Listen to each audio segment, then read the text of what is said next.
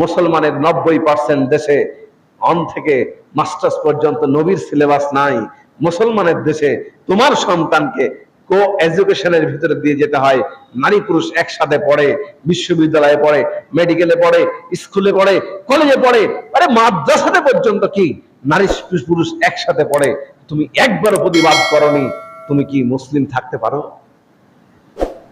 ঈমান থাকতে পারে তোমার বুকে?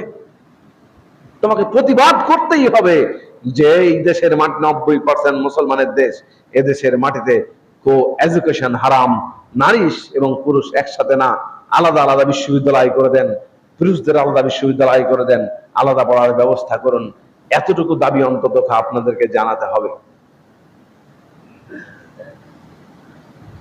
ফাইল্লাম ইয়াস্তাতি ফাবিলিসানিহি, যদি না পারো তাহলে মুখ দিয়ে অন্তত পক্ষে প্রতিবাদ করো। আর এই প্রতিবাদের অ্যাক্সেসটুকু, অধিকারটুকু তো আমাদের সংবিধানও দেওয়া আছে। 153টি অনুচ্ছেদ আছে, 39 নাম্বার আর্টিকেল বলছে আমরা এগুলো প্রতিবাদ করতে পারবো, নিজের মতামত দিতে পারবো। সেটুকু থেকেও যদি অবসর গ্রহণ করে শুধু মসজিদে ঢুকে যায়, তাহলে ভাই সামাজিক নেতৃত্ব বস্তুবাদীদের হাতে চলে যাবে, আর সোকল ইসলামপন্থীদের হাতে চলে যাবে, যারা ধর্মকে রাজনীতিরই মূল অংশ বানিয়ে ফেলেছে।